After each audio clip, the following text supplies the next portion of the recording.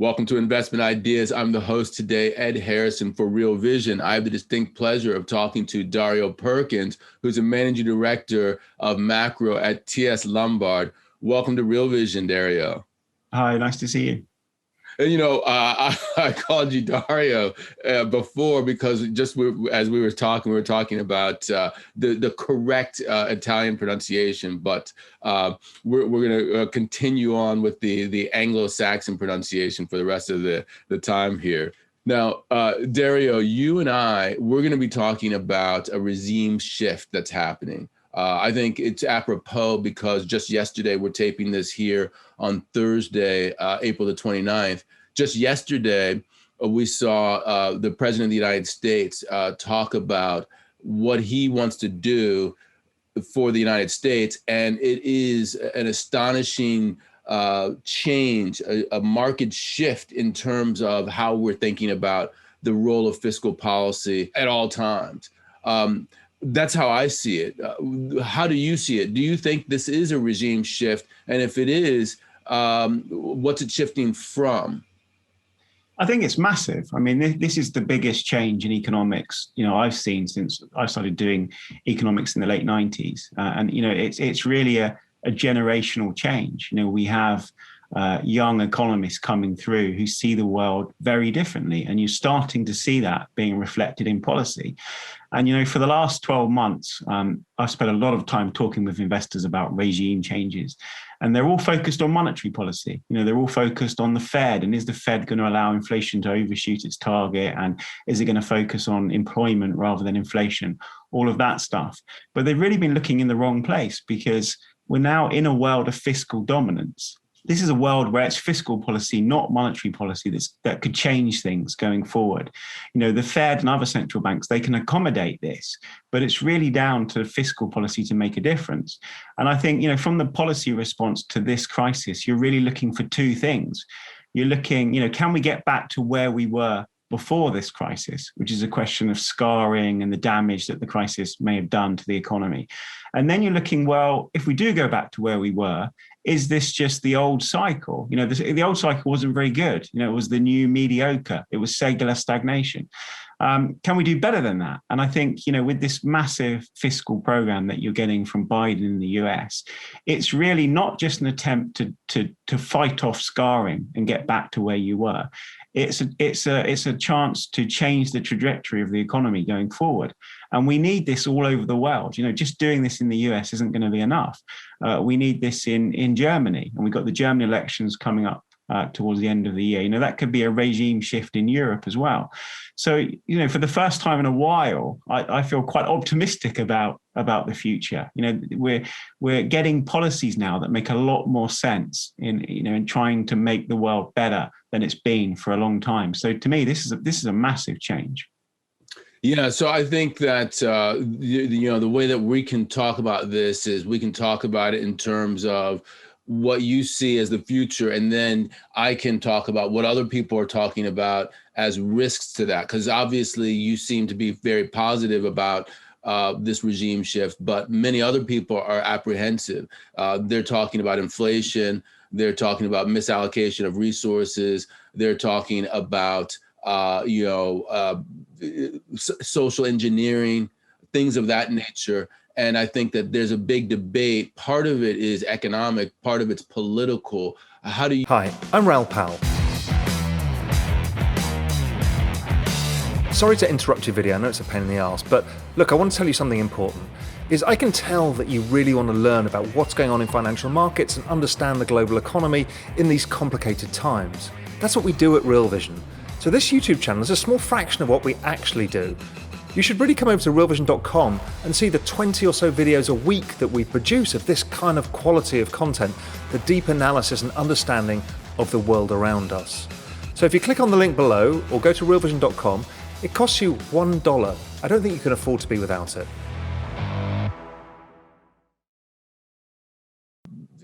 Social engineering, things of that nature. And I think that there's a big debate. Part of it is economic, part of it's political. How do you frame it? What's the software that you're thinking about that plugs into this new regime shift? I think it is about software. We have these long super cycles that last, 30, 40 years. And they're based on this kind of interaction or power dynamic between labor and capital. And who wins that power struggle determines what our institutions look like. And, we've had these various regimes. So, from the Second World War, we had a regime where labor was basically dominant. And the end game of that was inflation, wage price spirals, trade unions that became too powerful. And we ended up in a pretty difficult place in the 70s. People that remember the 70s definitely don't want to go back there. And then we had, an entirely different regime from the 80s onwards, which was the dominance of capital. We focused on inflation targets. We focused on keeping interest rates low. We focused on destroying trade unions. It was the kind of neoliberalism that was winning throughout that period. And we ended up in an equally bad position, with the debt bubbles and the debt crisis. And, after 2008, people thought there was going to be a regime change. But the difficulty was nobody knew what to do. That the old software was broken, and we could see that it was broken, but nobody knew what the alternative was. And I think over the last 10 years, alternatives have started to spring up. And obviously the one that's getting all of the press is MMT. And MMT is basically trying to recreate the post-World War II framework. So it wants to go all the way back to kind of capitalism 2.0, which was before neoliberalism. And so you have older investors, particularly, I talk to our clients, some of them are quite old, and they look back on that regime and they say, well, why on earth do we want to go back there? That was unambiguously bad. We ended up in a really bad place. And I think when they look at MMT, they can see that this new software, if that's what we're going to end up with, has these inherent biases in it. It has these inherent flaws in it. It will, in the end, take us back to an inflation regime. But I think, that's not the starting point. The starting point is that we're beginning this process with, nominal bond yields at 700-year lows, which was just screaming out for a different policy mix. And if MMT is winning the debate in fiscal policy, I think that's actually a pretty good thing, because we've had this obsession with austerity, with debt, with deficits. And for 10 years, MMT has been, continuously right about everything. So it's not surprising that they're winning this argument now. If we can end up in a regime where there is some kind of MMT software built into fiscal policy, so fiscal policy is not obsessed with debt or deficits, but worried about the inflation consequences of that debt and deficits, but we retain independent central banks, we retain independent Fed, we actually end up in a much better place. That's kind of the best possible outcome out of this, because we'll end up with fiscal policy doing more, but monetary policy being able to react to that. And that's not where MMT wants to take us. MMT wants to just deactivate monetary policy completely and focus entirely on fiscal policy.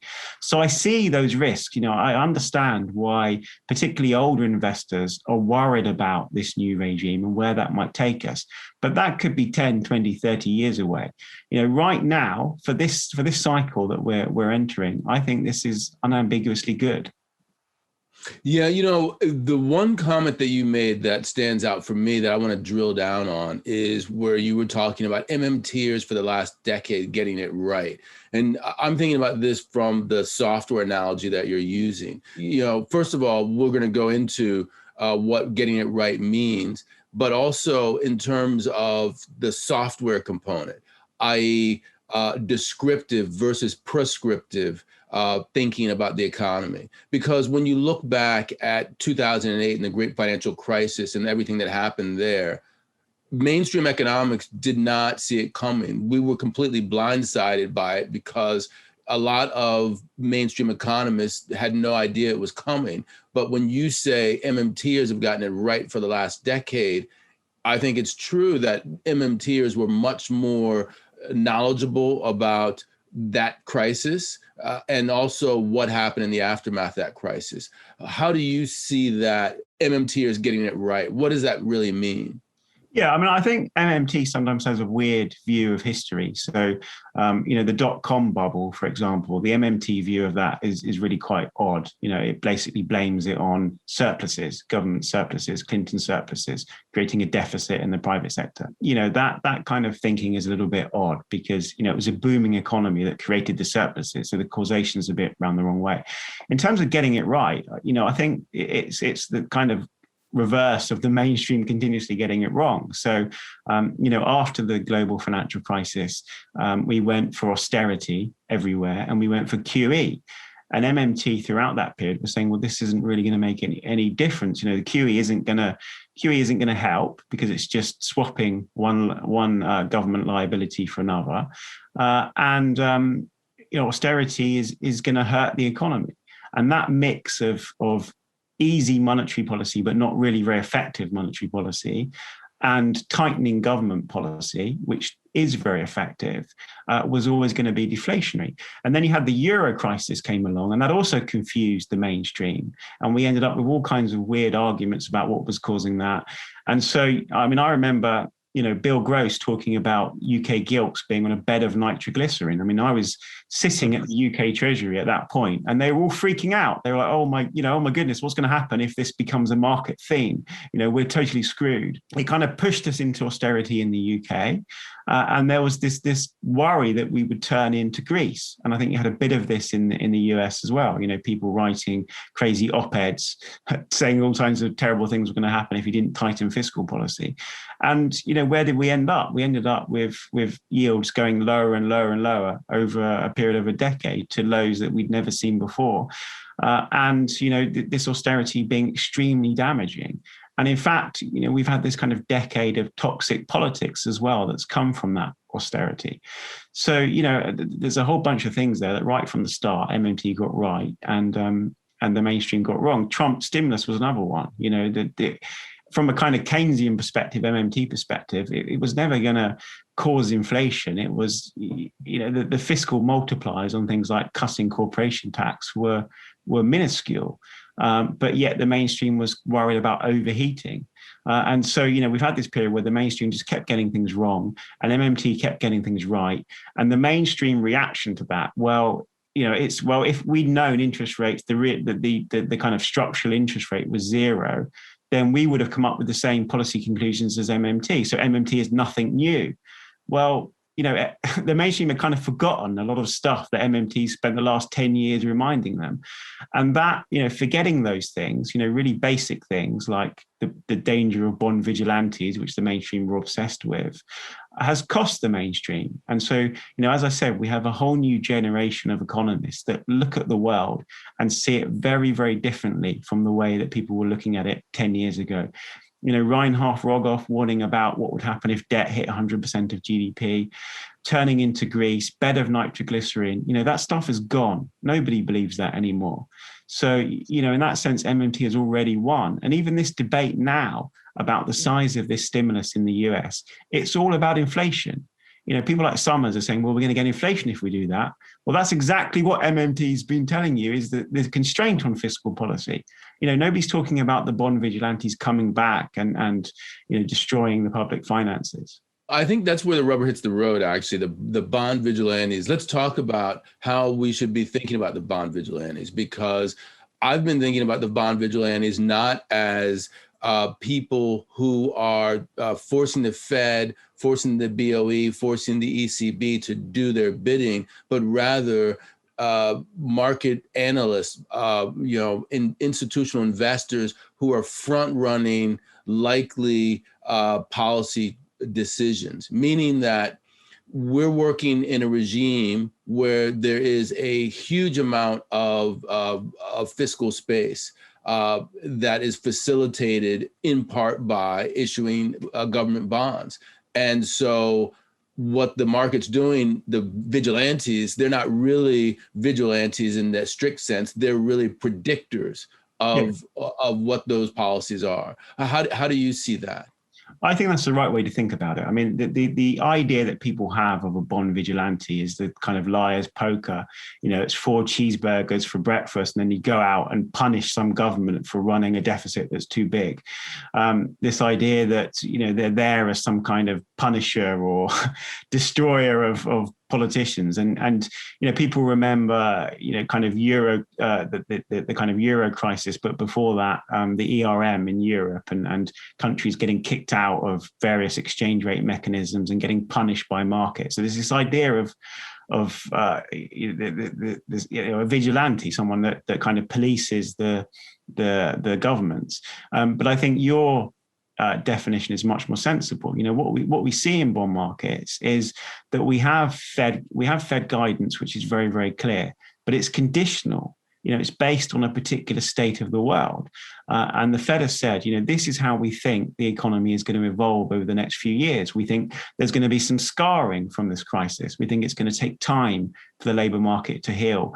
We think inflation will stay low, and we want inflation to go above 2%. So, there's a very clear guidance as to what the Fed wants and how it sees the world evolving. But the Fed doesn't know. The Fed can't be certain that that's what's going to happen. And what they've given us is a policy guidance that's based on a particular state of the world. And if you've got a government which is spending huge amounts of money in a way that will move the dial on growth, which will heal the labor market more quickly, and which might generate inflation more quickly, then it makes sense that bond markets would react to that. They are trying to be forward-looking. And so, we're not in a situation, we were never in a situation where the yield is just going to be flat at zero forever until the Fed decides to move. We're in a world where, people don't know what the future looks like, and it reflects a balance of risks, and that balance of risks will change. And when you've got big fiscal stimulus coming, and when you're exiting this crisis because you have vaccines, it's natural that bond markets would start to move that forward. And I think the Fed has been perfectly comfortable with that. And, the kind of Fed watchers have been a bit disturbed about how comfortable the Fed has been with what it's been seeing. But it reflects, real changes. It reflects, vaccines and fiscal stimulus, and it reflects good things. If central bankers became concerned that financial conditions were tightening too much, then they would react to that and they would try to talk them back down again. I think that's where the rubber hits the road in terms of calling this an investment ideas video, because really, first and foremost, we're thinking about the bond market in terms of fiscal stimulus and the Fed's new response. We're definitely talking about fiscal dominance, and that's where people should keep their eye. But we're also definitely talking to a degree about policy from a central bank perspective. The question I have for you is, what do you see happening going forward, given the mix that we have? A new regime shift on the fiscal side. And to me, it seems like almost a regime shift on the monetary side, where when you think about the Fed at a minimum having a dual mandate, one of the few central banks that has this dual mandate, yesterday, Jay Powell was completely on the employment side. It was almost as if he was saying, I don't really care about inflation at this point. If you ask me which mandate is more important, I would tell you it's employment. Yeah, I think that's right. I think there has been a shift. There has been a regime shift at the Fed. It's not as significant as the fiscal regime shift, because the policy tools are less powerful right now. We've seen that for the last decade, where central banks have really struggled. But there's a change of emphasis, and it almost reflects the emergence of things like MMT, because there is a kind of new progressive macroeconomics, which is saying, looking at old ways of doing things like the NERU, and saying, how can you treat unemployed people as a tool for keeping inflation down when we haven't had inflation for such a long time? And I think the Fed in particular has really learnt the lesson of the last decade, which was that, as the economy expanded, as the unemployment rate got to very low levels, they continuously had to revise down those NERU estimates. So they'd been much too pessimistic about the supply side of the economy. But also they were seeing kind of inclusive, progressive advantages of doing that. People were coming back into the labour market who hadn't been in the labour market for a long time. Ethnic minority groups, disabled people.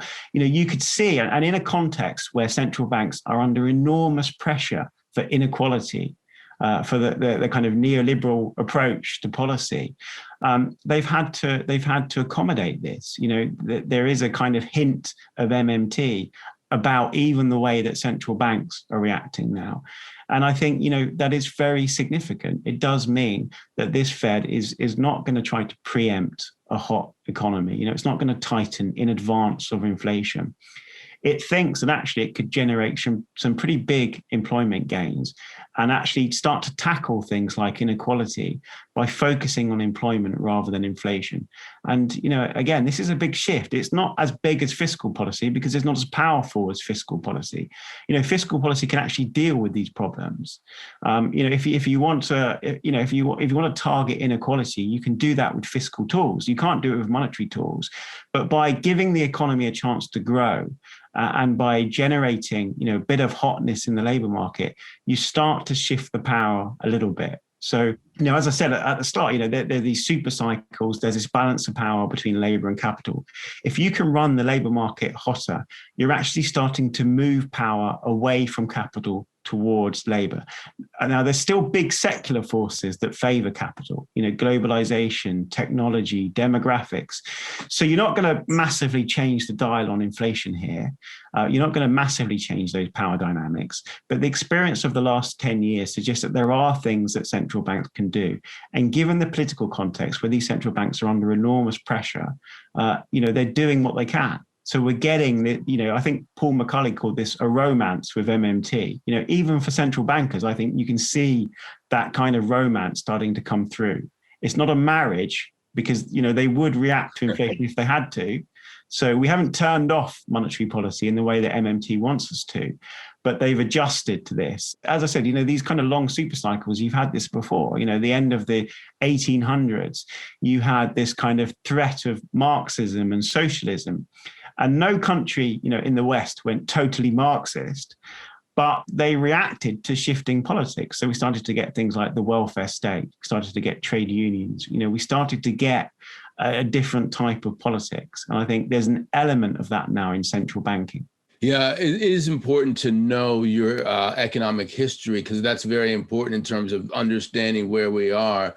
You said You said something that I thought was interesting about secular trends. You talked about demographics, you talked about technology, and you talked about globalization, all of which are deflationary, disinflationary trends. And if I could go back to the previous regime, capitalism 3.0, what we saw is a world in which the central bank was managing the turns of cycles, and really they allowed the unemployment rate to go down to what they considered Nehru, in a world in which those three disinflationary forces were occurring, meaning that you never got to the point where there was any Nehru at the end of the cycle. And so when they started to jack up rates, that was right before the income gains could be had by wide swaths of the wage earning community. To me, that is a force for bond yields coming down on a secular basis over the past 40 years. Now we're in a different regime. What happens over the next 2 to 3 years in this particular regime from a bond yield perspective, given that backdrop? Well, I think we get a kind of gentle but quite contained rise in yields. In some senses, we've reached an inflection point in yields. As you said, we still have these secular forces. We still have globalization. We still have aging demographics. We still have technology. Those are all still quite deflationary. So it's very difficult to imagine a situation where we go back, straight to the 1970s inflation problem. But we don't have that being compounded by austerity and by central banks tightening policy too soon. So I think that is an inflection point in yields. It's a gentle inflection point. This is going to be very contained. Central banks are going to work very hard to stop this going too far. And this is why you have some kind of older guys worrying about financial repression and all of this kind of stuff. It's much too early to worry about that kind of stuff. But we are getting a kind of gentle rise in yields. And actually, I think this is helpful. And it's helpful from an equity perspective as well, because, the last couple of years in equity markets has been, quite troubling in some ways. We've had this kind of continued search for yield and duration. And so, things like tech companies have gained an ever increasing share of the market because they've been repriced on the basis that interest rates would be zero forever. What I'm talking about here is a world that is quite different. It's a world that starts to, prioritize value over those kind of growth stocks. So it's a different type of equity market too. And when you look at history, the last 10 years is really unusual in terms of that growth kind of value dynamic, this kind of constant outperformance of growth over value. And, so I think from an investor perspective, those are the big two lessons. Yields are going gradually higher and the nature of the stock market is changing. And in a sense, I said I'm optimistic because I think, this is a world where actually Wall Street and mainstream can actually learn to live together rather than, what we've had over the last 10 years, which has been this, where asset prices have gone through the roof, but it hasn't looked very stable. There's been this kind of toxic politics, there's rising inequality, there's been a lot of real serious dangers, and markets didn't respond to that because they thought they were too distant and not the thing to worry about right now. But there was always this big risk that came from that regime. And I think this new regime could end up being a lot healthier from an investor perspective. That is interesting, the point about the equity market being different. Let's drill down on that. I'm thinking about it from a large cap tech perspective, because you were talking about technology companies having a winner take all framework. Our CEO, Raoul Pal, he's been talking a lot about the so-called exponential age. That's a place where, yes, you have winner take all network effects. You have massive technological change. Potentially, that is beneficial to the likes of Apple, which reported yesterday gangbuster numbers on the back of the kinds of trends that we're talking about. In the growth versus value paradigm, where do companies like that sit? And what do you do as an investor thinking about that? I'm thinking about the Apples, I'm thinking about the Amazons of the world, and maybe even Google or Facebook, companies like that dominate their individual spaces. I mean, those companies are still going to be dominant in that sense. They still have fantastic growth opportunities. But the issue was that they were being repriced on the basis that interest rates were going to be zero for a very, very long time. It was creating a very kind of top-heavy stock market, one that looked vulnerable to any kind of rise in interest rates. And so if what we're seeing now is a rebalancing and a rotation within the stock market, because we start to get a macro policy that favors growth over just low inflation, just keeping the discount rate low, I think that's ultimately a much healthier dynamic. That very top-heavy market was extremely vulnerable to something going wrong. And this, to me, looks like a much more sustainable dynamic. We've talked a lot about MMT and the regime shift, almost thinking about the Fed and Bidenomics. But there's a regime shift that's going on globally. And in Europe in particular, I think that we can talk about a potential regime shift. You previewed it when you talked about the potential for the Green Party to actually take the helm in Germany in September. What's going on there in terms of the regime shift? How aggressive is the regime shift relative to what's happening in the United States? And what should we expect in Europe from a growth perspective? I think it's happening. I mean, you have a tradition of German politicians obsessed with inflation, not just because of the hyperinflation everybody knows about, but also the 1970s. We said that people were worried about the 1970s coming back. And the Germans were the one major economy that came out of the 1970s with credibility. That they hadn't accommodated the oil price shocks. They had tightened policy. They had a very strict nominal anchor, as we say in economics, in terms of a monetary targeting regime. And they didn't get the kind of wage price spirals that we saw in the US and the UK. So they came out of that regime and they spent the last 30 years saying, we're the only people that got this right. We're always going to have this inflation bias and prevent inflation from coming back. And I think, we've ended up with, particularly the last decade, we've had this extremely dangerous austerity, and it's been coming from Germany, but it's infected the whole of the euro area. We had a situation where a record proportion of the euro area was running current account surpluses at the same time and trying to run budget surpluses. And that's just not healthy. And I think, what's happening is that we have a kind of fundamental challenge to our way of life that's coming from climate change. And I think German politics is starting to reflect that. Now, in Europe, you have these fiscal rules, and the authorities suspended these fiscal rules last year so that they pushed them into next year. We're now waiting for the German election to see what will happen with these fiscal rules, because it's possible that if you get a Green-led government in Germany, they will say, well, we want to exclude things like infrastructure investment, smart green infrastructure investment, exactly what Biden is doing. We want to exclude that from our deficits. We want to exclude that from our debt numbers. And so you open up this fiscal capacity. And then if you apply that to the rest of the euro area, you've effectively got the start of, massive public expenditure and, a war on climate change.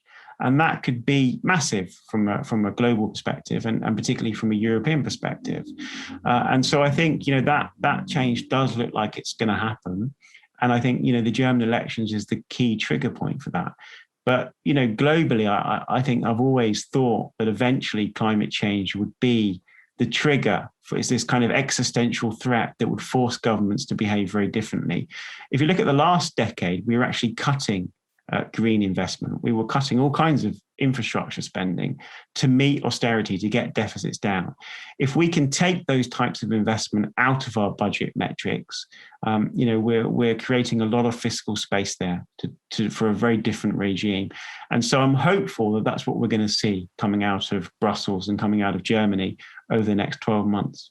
Yeah, this is a really interesting perspective, because I've been following what's going on in Europe, and I think that it's obviously more multifaceted because you have a lot of different countries involved. But let's look at Germany and Brussels because of von der Leyen, because she's from the CDU. That's the party that is nominally more conservative in Germany. And she's very much in favor of green energy as a vehicle for increasing spending at the EU level, and as a result, avoiding dealing with austerity at the national level.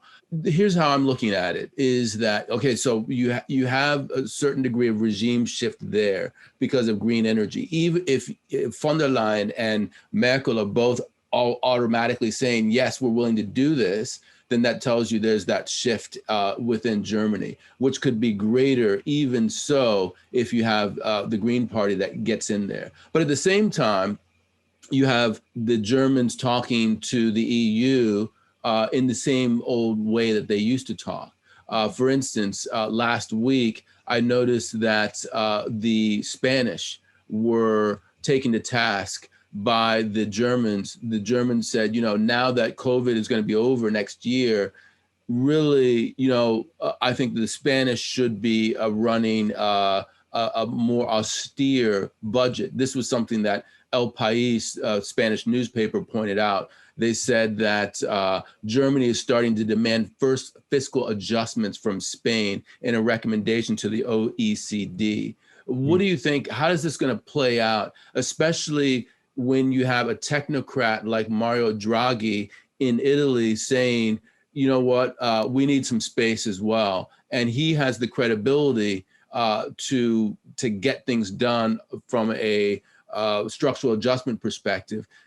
There are a lot of different moving parts there. How do you see that developing? Well, that's why my scheme is so clever, because you exclude the things that you want governments to invest in from those deficit numbers, and you're kind of encouraging that kind of spending, which is what we want, and you're discouraging current spending, which I think is what the Germans want too. So I think there is this debate about how to change the fiscal rules. I think that's going to look very different in 12 months' time. And I think if you can do something like that, like excluding green investment, then you have that fiscal capacity. The other part of this, of course, is that you can say, well, MMT doesn't really apply to Europe because, famously they're currency users rather than currency issuers. This is the whole MMT, the whole basis of MMT in some sense. But the ECB has changed that dynamic, because the ECB is effectively, we're never going to have a euro crisis like we had in 2010, 2011, because I remember talking to investors back then, and the big question was always the same: where is the balance sheet going to come from to protect these countries? There was almost a one-way bet against Italy, because if you're a bond vigilante, to bring back that term, and you thought Italy was going to leave the euro, you attacked Italy, its yield went up, the Germans forced more austerity on Italy, and it became more likely that Italy would have to leave the euro. And so, for a while in 2010, 2011, you had this one-way bet that I don't think people really understood. And then when Mario Draghi said, we'll do whatever it takes to protect the euro, that was totally changed. That whole dynamic broke. And that bet became a two-way bet. And in fact, it was a bet that most investors weren't prepared to take anymore. So people realized that they couldn't, the market was never going to be able to force the euro apart anymore, because you had that ECB backstop. So in a sense, the ECB turned all of these countries into currency issuers, because they can now, as long as they have the fiscal space, the ECB is going to buy their bonds. The other kind of beauty about my green initiative for Europe is that you have an ECB saying, well, we want to start to direct our asset purchases towards green investments as too. We realize that we have to do our part for climate change as well. So you can see how this comes together quite nicely in a situation where the ECB provides the backstop and these governments are actually allowed to do the spending that they need to do. It doesn't make sense to obsess about having a zero budget deficit, or even a deficit less than 3%, if you've got this very serious challenge that you need to do something about. All of that said, it doesn't sound to me like the Europeans are going to be as fast moving as the US. And it doesn't sound like they're going to, the numbers are going to be as big. So if you had to talk about it just from a pure economic perspective, and then how that translates into markets, what are you thinking about the European assets versus American assets, European economy versus the American economy? Yeah, I mean, there's a sort of decoupling that's going on. We have this to a degree already, because Europe's had second waves of the pandemic. It's had less fiscal support. It's had mutations in the virus. It's in lockdown again. So you have a taste of this. But I think the risk is that turns into a kind of medium term, longer term divergence as well. Because, one way of looking at what Biden's doing is that he wants to do everything he can to prevent scarring. Maybe it's a kind of short-term thing about midterms coming up and, wanting to get back quicker. But, the whole objective is to prevent scarring and to provide some kind of new secular growth catalyst for the next cycle. In Europe, we haven't done enough of that. The fiscal response has been too small. You're more likely to have had balance sheet scarring because a lot of this support has been loans. So if you look at corporate debt in Europe, it's gone up massively, whereas that hasn't happened in the US because you've used income transfers rather than loans. So I think Europe is in much more danger of suffering scarring from this crisis. And the labour market tends to be quite sticky as well. When we've had these kind of big shocks in the past, it's always taken much longer for Europe to recover than the US. And so, I think this could turn into a kind of medium-term divergence. And the only thing that really changes that is massive fiscal expansion. And Europe probably needs that much more than the US. The US has advantages, not just, we're talking about demographics. The US has this kind of a short-term sweet spot in demographics where you've got a lot of people moving into the kind of 30, 40 age group. They're going to want housing. Europe doesn't have that. It doesn't have that kind of demographic sweet spot. So it has to do more in terms of fiscal policy. And I think you're right. I think they'll be slower because they're always slower, and because they need to be able to agree things across countries. And because there's always this moral hazard. Sometimes the Germans don't trust the Italians or the Spanish. And even with my idea, which is that you exclude green infrastructure from deficits, the Germans might be thinking, well, what are the Italians going to include as green infrastructure? you can see that even that could be gamed. So, there are these kind of tricky issues that you don't have in the US that I think naturally favor the US over Europe. You said at one point in time during your analysis, in Europe, I caught that. And what it makes me think is that's very inclusive of you, because when you talk about currency issuers, you're living in a country right now that is a currency issuer. Yet, when you look back to the great financial crisis and the aftermath, I would argue that the UK was a country which had self-imposed austerity, moved very quickly towards fiscal consolidation in a way that was negative for growth. What's going on in the UK from a paradigm shift perspective? So the UK has this kind of weird politics. And it goes back, a long way in history. After the First World War, what did we do? We went for austerity. We didn't have the roaring 20s. We had a disastrous 20s of mass unemployment. And then after the global financial crisis, we did the same thing again. We went for this kind of stinging austerity. As I said, I was at the UK Treasury in 2010. Part of it was fear. They were scared about what Bill Gross had written about UK gilts. I remember those discussions, high-level discussions at the Treasury about, could this become a market theme? Is the market going to turn against us? I actually had to put together a PowerPoint presentation to give to UK politicians who were going around the world trying to convince foreign investors that they shouldn't dump their UK assets. So, there was an element of fear there, but there was also a kind of weird conservative reading of history. And so, back in 2010, there was this paper that somebody at the Treasury had written that said, well, look what Thatcher did. She managed to tighten the fiscal position and we offset it with monetary policy. So let's just do that again. Let's go for stinging austerity and it'll be okay because the Bank of England is going to do QE and they'll be able to fully offset that.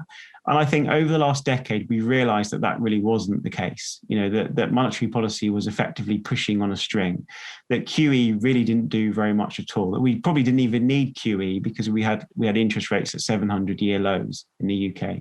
I think there has been a realization that, the world wasn't as we thought it would be 10 years ago. But the Treasury still has this kind of sound money bias. So I think we're a little bit behind here. We have had a budget in the last month or so, which, short term was very supportive, but it does still have this kind of medium term, well, let's tighten our belts again. So I'm not sure that we fully learnt the lessons of this in the UK. Certainly, there's no kind of immediate prospect of doing what Biden is doing. And, we may even fall behind the Germans at this rate. But, I would hope, I've certainly learnt the lessons of the last 10 years, having sat in the Treasury 10 years ago. I hope that my former colleagues have understood that the world isn't the one they thought it was going to be and that they couldn't repeat what Thatcher did. How did Thatcher manage to tighten fiscal policy without causing, a serious kind of depression? Well, we had a credit boom. We had a massive credit boom. No major economy's been able to create that credit boom over the last 10 years. We just haven't had that kind of appetite for private debt to offset the austerity. So the whole kind of Thatcher model was just deeply flawed.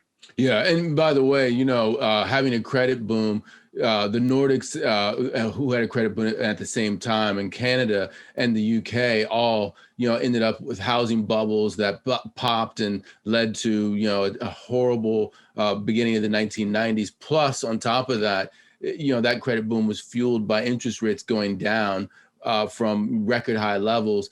They're at zero or effectively zero across the world now. So I think that you're right that that's probably not going to happen. One thing that I wanted to talk to you about, just from okay, that all sounds interesting, but what about the negatives? Inflation. I want to talk to you about that. Your view is that inflation is not a short-term or even a medium-term risk to the U.S., to the U.K., and to Europe in particular, especially in the U.S., because that's where you're going to get the biggest oomph. Why is it that you don't see inflation picking up when the numbers right in front of us are showing inflation rising at a prodigious rate that's causing everyone to worry? I kind of see it the same way that Powell was expressing it yesterday. It was kind of annoying because his kind of different phases of inflation were exactly what I've been writing about a few months earlier. That you had these kind of base effects that everybody knew about, but you also had these kind of level effects that would come through because of these supply bottlenecks in the global economy. So a few months ago, I put out this paper about all of these supply bottlenecks and how this would create this kind of temporary inflation surge. But I think fundamentally, you have to kind of look beyond that and say, well, secularly, what's changed here? And the thing about inflation is that, easy monetary policy is a necessary condition for inflation, but it's not sufficient. So if we had a genuine inflation problem and central banks were not willing or able to react to that inflation problem, it would become much more serious. And that's effectively what happened in the 1970s when we had this regime of fiscal dominance where everything central banks did was kind of a reluctance to raise interest rates because they were worried about what it would do to the public finances. And so you ended up with financial repression and all kinds of scary stuff going on. But we're not in that kind of world anymore. Secularly, there are these powerful deflationary forces that are keeping inflation very low. And central banks just wanting inflation to go up isn't enough. Now, I think, I get that there are these inflationistas around, and I think they're onto something. In a sense, they're looking at MMT, they're looking at the regime that we're going into, and they're saying this has an inherent inflation bias. We can't trust politicians to tighten fiscal policy if they have an inflation problem. That's the lesson from history. So it's all well and good for Stephanie Kelton to say, well, inflation is the constraint, and if we had an inflation problem, we'd deal with it. We'd raise taxes or we'd cut spending. The reality is that that's not the lesson from history, and actually, you need monetary policy to be able to respond to that. And so, as I said, monetary policy, it's not sufficient alone. Central banks have spent the last 10 years saying we want inflation to go up, and they haven't been able to achieve that because their policy tools were not enough to generate that outcome.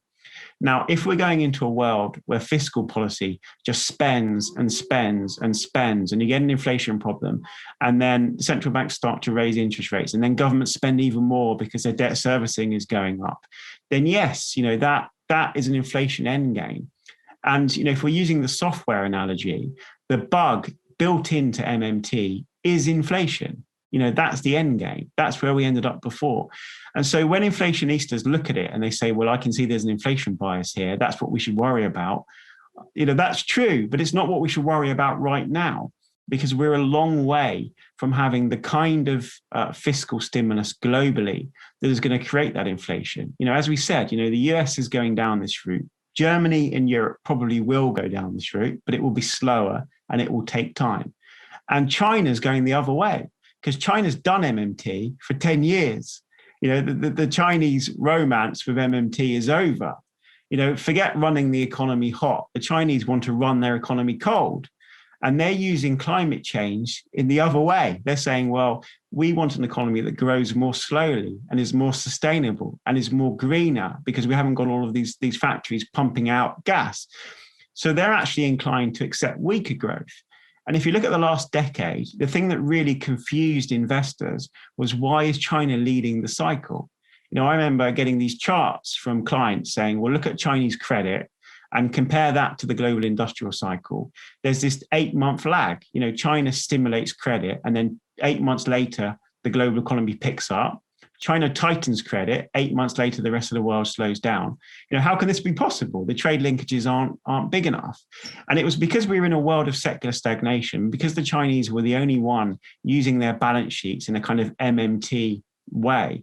They were the marginal driver of these mini reflation and deflation cycles. But the Chinese don't want to do that anymore. They're looking at their debt and they're actually worrying about it. They don't want to turn into Japan. And so, for the next few years and even longer, I think we're going to get a very different approach from China. So we've lost the kind of marginal driver of global demand, the marginal driver of the global inflation deflation story. And we now have to replace it with something else. And this is the whole kind of coming out of this crisis. Are we going to have the same new old mediocre that we had before, or are we going to have something different? And actually, in losing the kind of China MMT policy, we're losing one of the biggest growth drivers. We may come out of this crisis with a bit of scarring as well. So actually, we need a new secular driver. And the only thing that can really provide that, unless you believe in some kind of YOLO economy where everyone's going to behave in a very different way to how they've reacted over the past, there'll be some of that for sure. We're all going to go out and spend a little bit more because we can. We're going to go to restaurants. We're going to do things that we haven't done for 12 months. Is that a new secular driver? I'm very skeptical. So if it's not going to be China and it's not going to be consumers because of some new kind of, never say die attitude, it's going to have to be DM governments. It's going to have to be governments that provide that secular change. And I can only see, kind of big, green, smart investment as the way of, getting the economy going. Because if we don't have that, we're just going to be stuck in that old regime that we were in before. And the potential repercussions of that in terms of politics are really quite serious. And, most investors don't think about that because it's too far away. But, frankly, the politics of the last decade has been pretty scary everywhere. By the way, that was a great 5 minutes there. I think that's the clip that we want to highlight. The post part of that clip is, okay, so what does this mean for thinking about investment going forward? Because you're hopeful, but there are multiple ways that this can go. It can go in the hopeful way, it can go in the less hopeful way. And there are multiple parties involved. We talked about Europe, we talked about the US, China. You mentioned Japan just now. We've talked about the UK. And then there's the whole of the emerging markets, particularly Asia, which is around China as well. If you had to have asset allocation in terms of bonds and stocks, where would you deviate from the norm and concentrate over the medium term? I think that the basic story is that you think yields go up and you think there's a big rotation in stocks. And I think to a degree, that provides you a bit of protection against the thing that people are scared of. Now, what's the thing that people are scared of? They're scared of inflation. They're scared of the 1970s. What was scary about the 1970s? Well, the big thing was that the behavior of inflation changed. Now, we went from a regime where inflation had been pro-cyclical to an inflation that became counter-cyclical. And when inflation goes from being pro-cyclical to counter-cyclical, it changes your bond equity correlation. And this is the thing that I think investors are worried about. If we're in a world of stagflation or return of the 1970s, and inflation starts to behave counter-cyclically, then bonds are no longer a protection against equities. And the correlation flips from negative to positive. And then that has very profound implications for the way you set up your asset allocation, because basically it breaks. The modern approach to portfolios just breaks. All the correlations change, and you end up in a world where equities are selling off and bonds are selling off, and you've really got no hiding place. Now, if that's what you're scared about, the only thing that can really protect you from that And I said, to a degree, value protects you, because if you look at the 1970s, value outperformed growth. So, the kind of reopening trade, the reflation trade, actually provides a degree of protection against this scarier outcome. But, in that kind of 1970s environment, all real assets start to look pretty nasty. The only thing that really protects you from that is gold. So you end up saying, well, if this is something that really worries you, you're going to have to put money into gold. Now, obviously, now people are looking at things like Bitcoin and saying, well, Bitcoin is the new gold, the digital gold. Let's use that as our protection. The difficulty is that we don't have the data. When you look at the correlation of Bitcoin and equities, it's positive. So it's not going to help you. You're not going to be able to, based on the correlations that we have so far, you can't replace the bonds in your portfolio with Bitcoin and expect them to do the same job. Now, they might do that job if we get into a kind of serious inflation, stagflation story, but nobody knows. A lot of this is people punting into things like Bitcoin. It might work, it might not work. It's very difficult to come up with that kind of case. So the only thing that can really protect you from that, I think, is gold. I think, to be continued, but I mean, this has been a very, educational hour of discussion. I really appreciate your coming on. I want to, in the next time that we talk, let's talk about a little bit about the political economy impacts, because basically what I heard you saying is that we've reached a point where, the populism is going to turn towards William Jennings Bryan, cross the gold cross type of things, where people are out in the streets and they're looking for answers. Yeah, so I mean, I did a lot of work on the Long Depression, which is in the second half of the 1800s. And it was a kind of macro terms, it was a world that was defined by two very powerful secular forces. You had globalization and you had a rapid technological change. You had the Industrial Revolution. And it led to massive inequality, massive polarization in job markets. And in the end, there was a political reaction to that. We had the start of the welfare state. We had the first reference to populism. We had protectionism, a push towards deglobalization. We had the first socialist parties. There was a very radical political reaction to that environment. And I think that's kind of what we're seeing again. And I think that our institutions actually are aware of this, and I think they're starting to respond to it. And I hope that they're starting to respond to this before it gets out of hand. The worry is that if they just ignored it, it could have been very destabilizing. So I'm hoping that what we're seeing in Bidenomics in the US and potentially shifts in Europe as well puts us in a much more favorable place, not just to the real economy, but to finance as well. Dario, thank you very much. It's been a pleasure. All right. Good to talk to you. I hope you enjoyed this special episode of The Interview, the premier business and finance series in the world. However, this is just the tip of the iceberg. For more in-depth content and expert analysis, visit the membership link in the description to unlock a week's access for only $1. This dollar can change your life.